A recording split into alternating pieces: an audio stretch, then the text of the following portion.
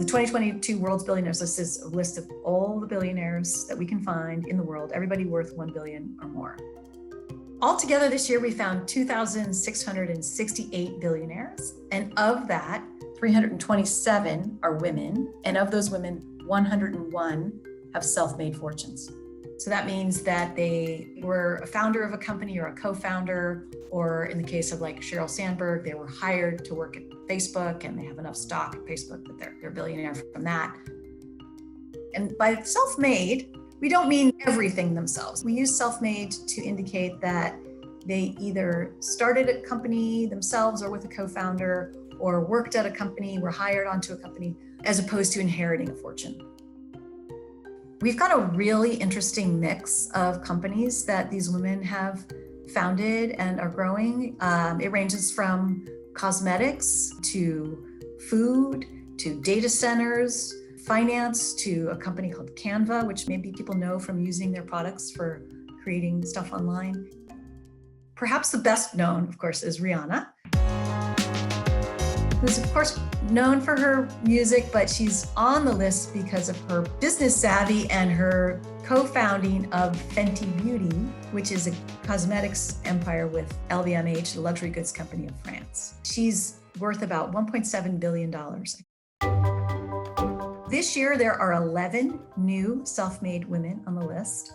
Some of the most notable are Falguni Nayar of India. She's worth $4.5 billion.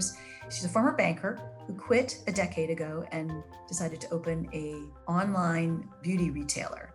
And then they also opened retail shops as well.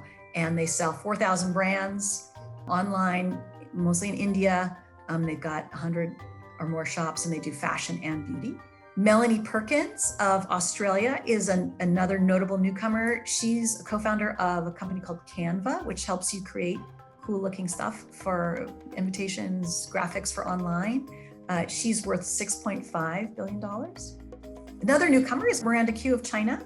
She co-founded an e-commerce and social media company that translates as Little Red Book, and it focuses on selling goods that are from outside of China.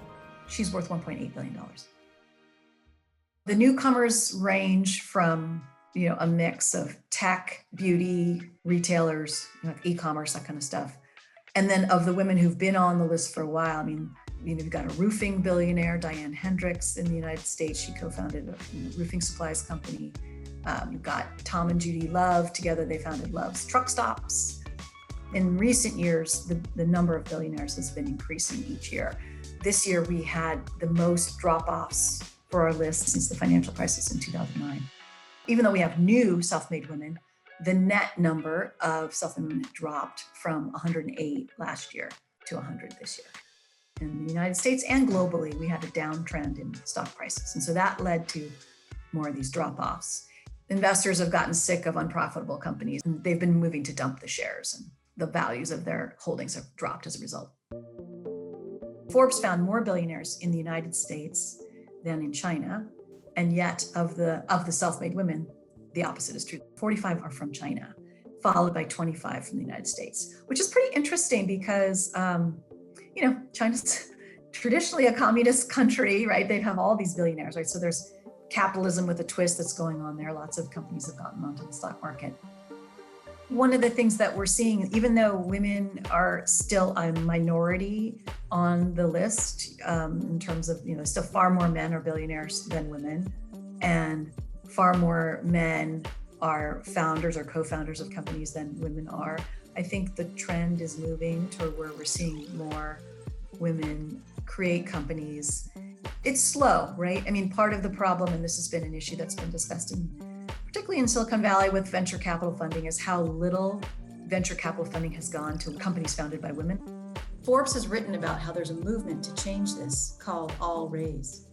More and more women in venture capital looking to fund companies that are founded or co-founded by women. So I think it's a matter of time where we'll eventually see more women billionaires, especially self-made billionaires on this list.